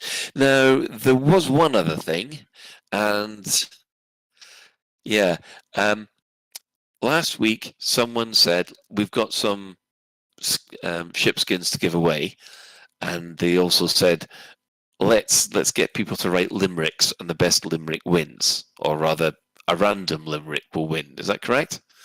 But that is correct. Right. Okay. Well, I think what we should do is, starting with Ben, we shall all go around one limerick each until we've all run out. Okay. What order are we going in? Ben first, then you, Alec. Okay. Then Ben first, then Psychic, then Alec, and then myself. And we'll keep on going until they're all done. Are we starting at the top then? Yes, we are. Okay, right. So in that case, then this would be my one that Which I wrote doesn't count. as an example. Yes, so my one does not count. I did it as an example because I was feeling inspired or something like that. So, a commander from out on the rim, All Hallows held no fear for him. He flew bravely away, but they found him next day with naught but only a limb. What do you reckon? Sort of 4 or 5 out of 10? 3.5 out of push. 3 Probably out of 4. 4. The next one we have I don't know, a certain Darren from a company called Frontier Developments. If you've heard of them. Frontier Developments, quite. This one also wasn't eligible to win due to working for Frontier, or really having the correct stanza of a limerick. I am a goidy boy, my love is to destroy. I kill and dash, meatbag pilots are trash. Sending you to the rebuy brings me joy. Good effort. Yeah, It's funny. It's definitely funny. I'd give that one 6 out of 10. Okay, Alec, you're on one next. Okay, this is mine. Again, doesn't count. We'll get into the ones that count in a minute. So mine was at a junkyard far, far away. An SRV just wanted to play. It jumped a ravine, feeling like Steve McQueen, but the landing was more like James May. I love that. I do like that one. I think that's the one we've got to beat. There's a video to go with that one as well. Right, well, first up of the official entries, we've got Commander Savage, who sent in by email. I dropped in on a black hole today while exploring and out of the way. Sightseeing while out in the black, the eye of a cyclops gazed back, so I highwayed my fine asp away. That seems all right to me. Nice. That's right. So, I've got no idea who Commander Savage is, but that was by Commander Savager. Savager. Yes, okay, fair enough. Maybe I should have made the text a bit bigger. Never mind. You need to put your glasses on, don't you, Colin? Yeah, well, actually, I need to take my glasses off probably. That's probably will help. Right, Ben. So this is by Roxy Horror on Twitter. There once was a pirate from Lave who preyed on an easier knave. He said, I'll admit, I'm a bit of a twit. But look at the fuel that I save. Solid 7. Very good. I like that. Yeah, definitely. Psychic, you want to take the next one? Okay, this is Orny Bastis on Twitter, who's given us a lovely stanza. I was already getting paranoid. I haven't found anything so far, but I detected a bright green spark. It felt like a new kind of pulsar. I chased a trail through the void to end up interdicted by a Thargoid. No, I said that's actually really good, but it's not a limerick. So I did that several times, and I just couldn't work out how to tempo that one. You definitely can't limerick that. No, it's tricky. So yeah, 8 out of 10 for the poem, but minus a couple of points for the unlimericness. Okay, there's next one for you then. Yeah, I guess this is Ravello on Twitter. Yep. Ravello1989. There was a trucker from Hutton, isn't there always, who always flew drunken. So when he visited Seoul, getting banned wasn't his goal, because he threw up all over Hudson. It's for effort, it's an effort. Thank you for your entry. It's a good thing you don't have to write a good one to be in with a chance to win. Yeah, you just have to enter. There's no artistic point scoring here. It's not. I was just going to say we don't judge people. Well, I don't know. I'm judging a lot. Judging people. Yeah. So exactly that. This is from Bob T or Recluse at Twitter. A costume commander was wont to utter, "I can trick or treat through the slot like butter. On every one of my trips, in every one of my ships, except that big honking cutter." I quite like that one. Yeah. Yeah, I like that. Yeah. Okay then. Okay, so we're on to Sir Grizzled from Twitter again. So there was a commander from Lave who thought he was incredibly brave.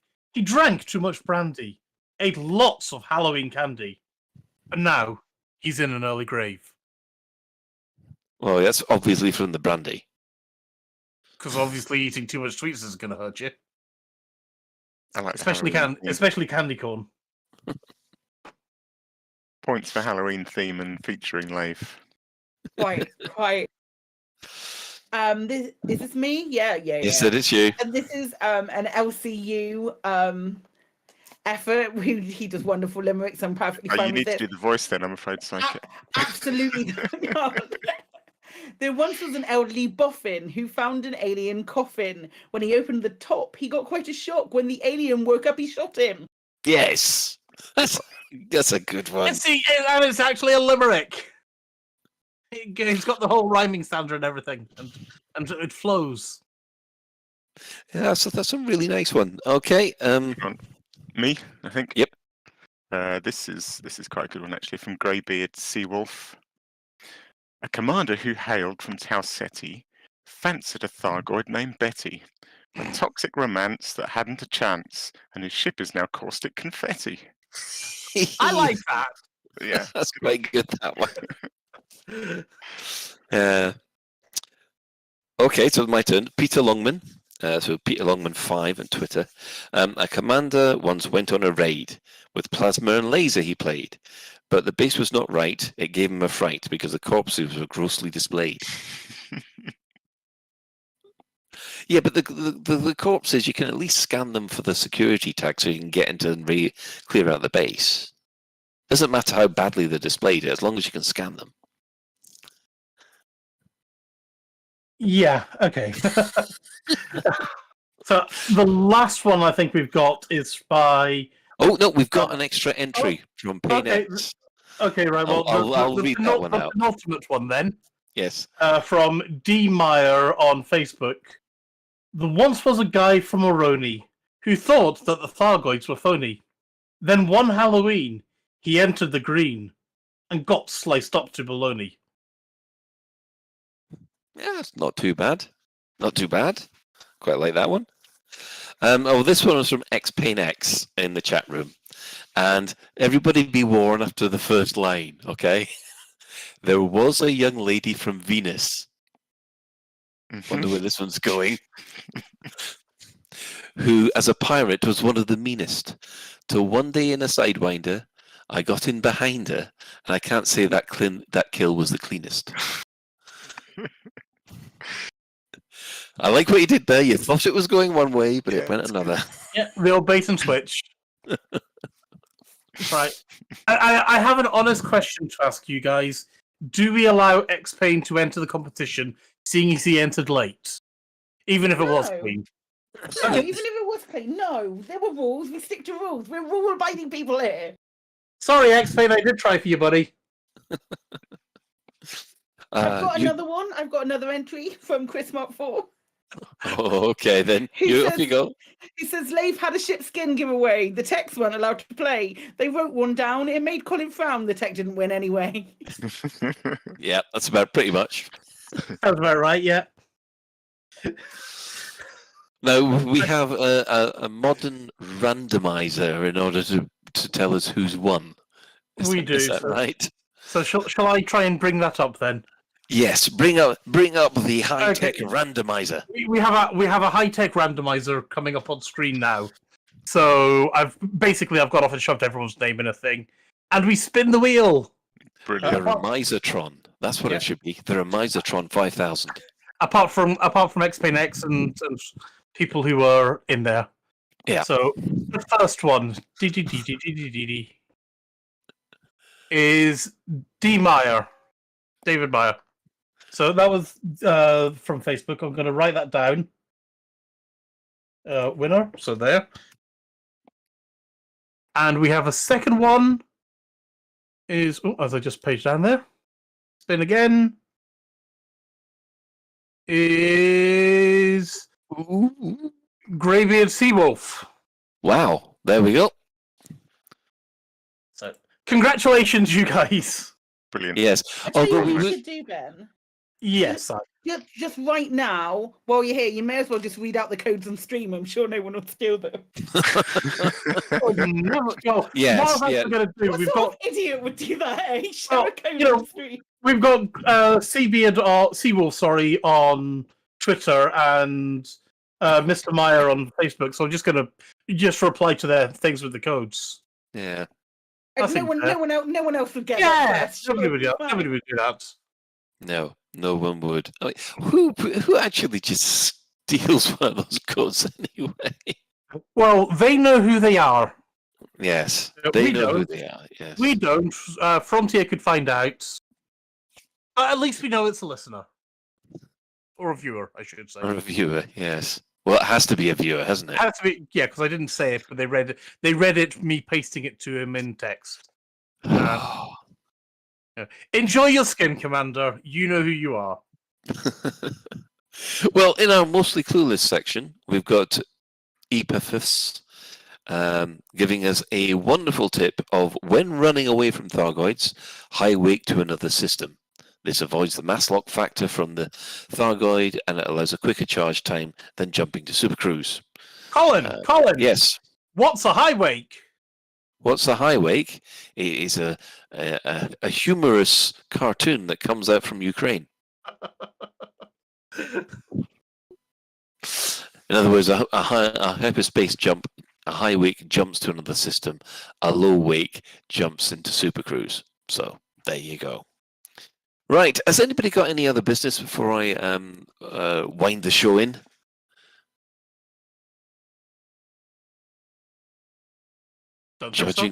Judging by the silence, I guess not. Right, well, obviously we've got our usual shout-outs. We have the Dex Legacy. They're doing they're doing an international confederation with a bonus story, which will premiere on Lave Radio next week on the 8th from 8 o'clock. For more information, go to thedexlegacy.com. And we have our sister station, Hutton Orbital Radio, it broadcasts on a Thursday from 8:30. You can tune in at twitch.tv/Hutton Orbital Truckers, or just go for the audio at radio.forthemug.com. For the discerning commander who likes a bit of CQC action, check out the CQC Discord at the discord.me/Elite Dangerous CQC. We'll give shout outs to the following Elite Dangerous podcasts. So you can catch up with the historic flight assist as provided by Mile for the Win and our very own Psychit. There is the Guard Frequency who do other space games as well. And of course there's the good old Loose Screws with Commander Chig and Jay and Trax. Stay cheesy, everybody, over there in the States. So following this, we don't have the latest Galnet News Digest, but we do have some summaries from the Galnet News Digest people following the show. And we'll say special thanks to everybody who's chipped in the Twitch chat. And how many in-game commanders have you had annoying you, Ben? I've seen a couple of people, but I've mostly been running around by myself this evening. But that's probably been more on me because I've not been hanging around the station. Yeah, fair enough. And now I've got Chris hovering around my crotch. That's more information than I think we needed to know.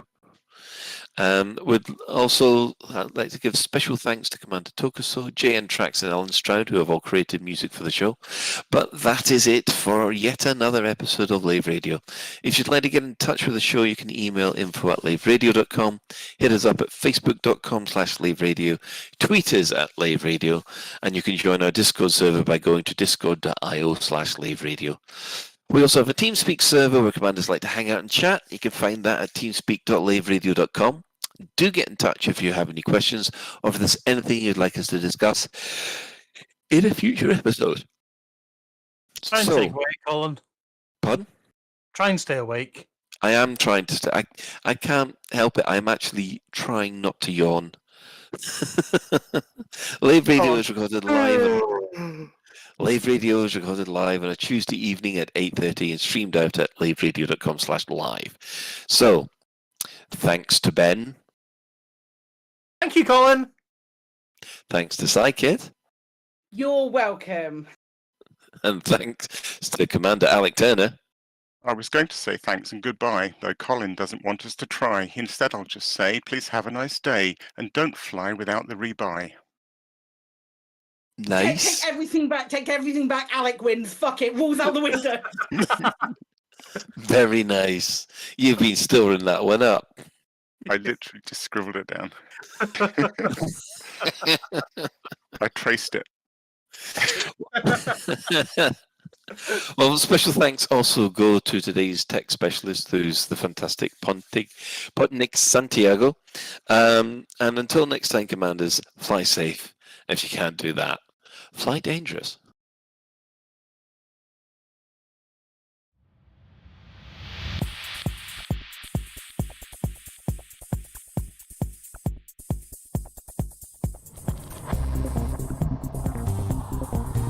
Is your life like this?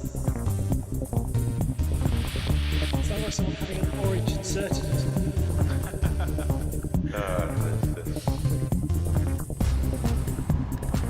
You need a safe word. Space can be done.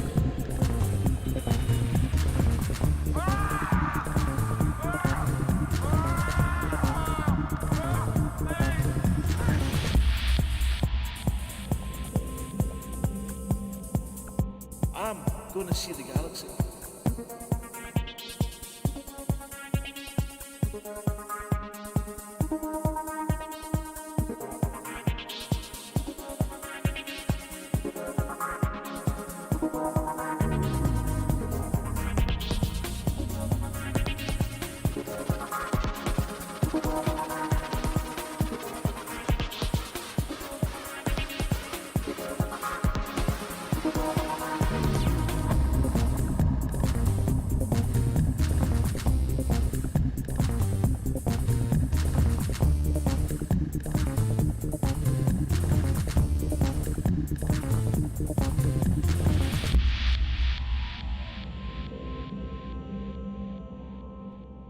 Ah, damn it.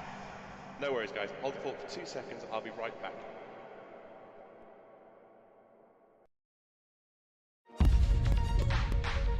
Galnet News Update, 28th of October 3308.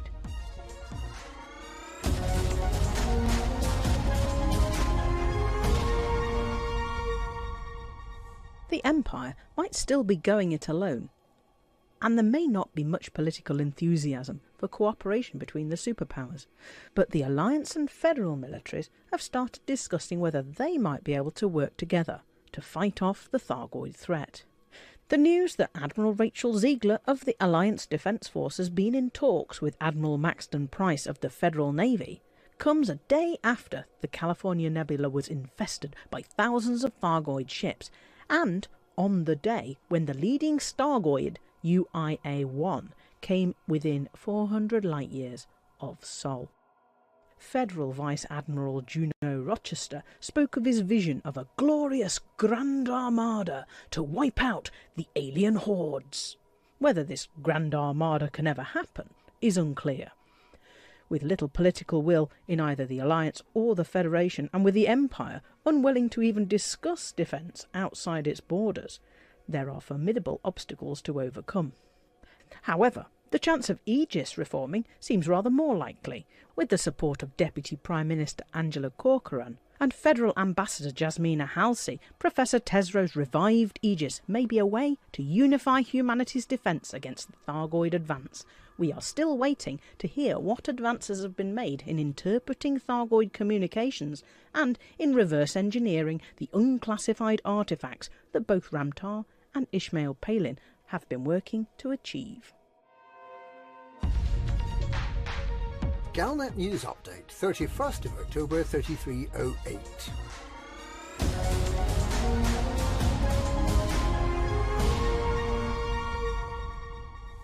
The Imperial Senate has confirmed that the Empire will not participate in any attempt to re-establish the tri-superpower Thargoid Research and Defense Agency Aegis, unless the Emperor changes her stance.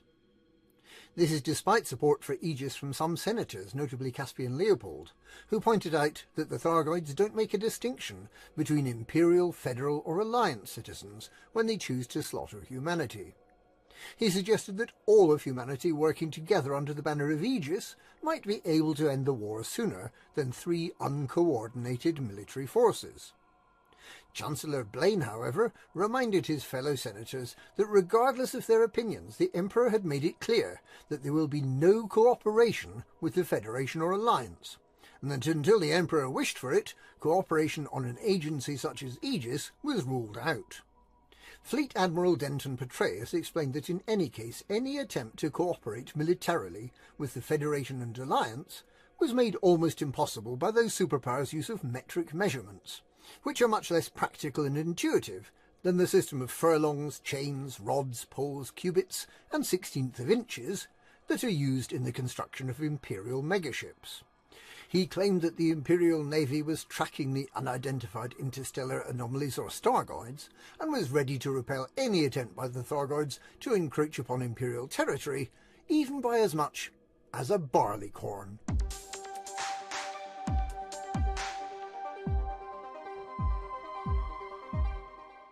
In a daring intervention, the Royal Phoenix Corporation has taken control of the Azimuth Biotech megaship Musashi, which was making an unannounced visit to the One Drama system. Azimuth Biotech, which was resoundingly defeated in the HIP 22460 system under its previous leader Salvation, still has ambitions to become a leading anti-Xeno organisation under its current CEO, Torben Rademacher. It has expressed its wish to take care of its former Project Seraph test subject, D2, Xiaojin Ai, who is currently being looked after by the Achenar Research Council's Professor Alba Tesreau, who was formerly Director of Research at Aegis. It's unclear why Azimuth Biotech sent the Musashi, which it captured from the Federation after Admiral Aidan Tanner attacked Hindemine and T-Tori last year, to One Drama. The system had previously been in T-Tori following the Battle of HIP 22460. One theory is that it's been sent to capture D2 to allow Azimuth to research communication with the Thargoids. What is clear, however, is that the Royal Phoenix Corporation lost no time in raiding the Musashi, which it took over without a fight only minutes after the megaship had arrived on Thursday morning. It may be that they acted for commercial or political gain, or for the good of humanity. We wait with interest to see whether Azimuth Biotech will make any attempt to seize the megaship back from its current owners. Its only other operational megaship, the Glorious Prospect, remains in LHS 157, where it acts as a consulate for the nearby system of Mbuni.